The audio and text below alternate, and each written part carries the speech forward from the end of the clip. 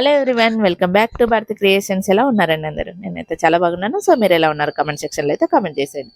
So ఇక్కడ చూస్తున్నారు కదండి, 3 లేయర్స్ బ్లౌజ్ అయితే వేసాము. కస్టమైజేషన్ అండి. సో మార్కెట్లో దొరికే ప్రైస్ కాదండి. సో నేను నార్మల్గా నేను ఎలాగ క్యాలిక్యులేట్ చేసుకుంటానో ఆ క్యాలిక్యులేషన్ ప్రకారమే నేను అమౌంట్ చెప్పాను. కస్టమర్ ఓకే అని చెప్పేసి అన్నారు. సో ఆఫర్ కాదు, వేరేది ఏమీ కాదు. ఓకేనా? సో మనకు ఫినిషింగ్ అనేది ది బెస్ట్ ఇచ్చాము అని చెప్పేసానంటే కస్టమర్స్ మన ఫినిషింగ్ కావాలని చెప్పేసి అనుకున్నప్పుడు కాంప్రమైజ్ అవ్వరండి. ఓకేనా?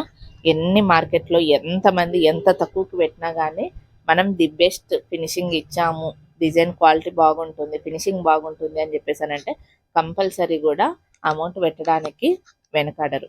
సో కొంతమంది కస్టమర్స్ ఉంటారేమో, అందరూ అలాగా ఉండరు. ఓకేనా?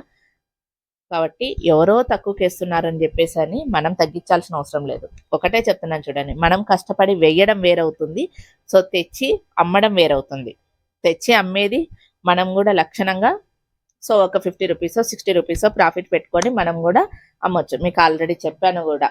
సో నా పాత ఛానల్లో 3 లేయర్స్ అంబ్రెల్లా హ్యాండ్స్ బ్లౌజ్ తెచ్చినప్పుడు సో అది కూడా చెప్పాను. కావాలంటే కస్టమర్స్కి తెచ్చి ఇస్తాను, అదే ప్రైస్ కావాలంటే సేమ్ అవే కలర్స్. కానీ మీకు కావాల్సిన కలర్స్లను మటుకు కస్టమైజ్ చెయ్యాలి అని చెప్పేసానంటే సో నేను నార్మల్గా ఫిక్స్ చేసిన ప్రైజే నాది ఉంటుంది.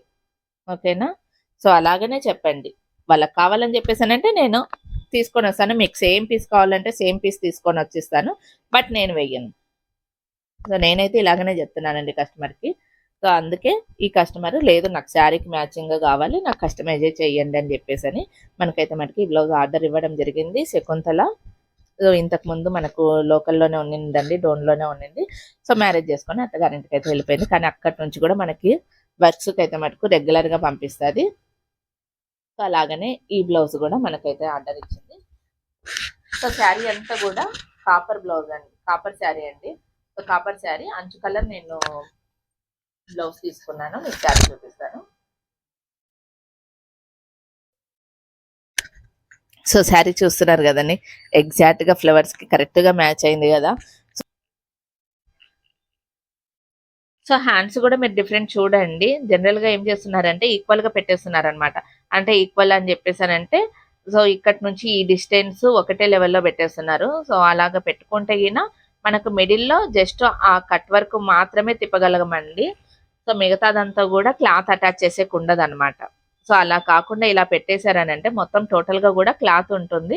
సో లైఫ్ టైం కూడా ఎక్కువగా వచ్చేస్తుంది. మీకు 3 లేయర్స్ హ్యాండ్స్ కూడా స్టిచ్చింగ్ చూపించండి అని చాలా మంది అడిగారు.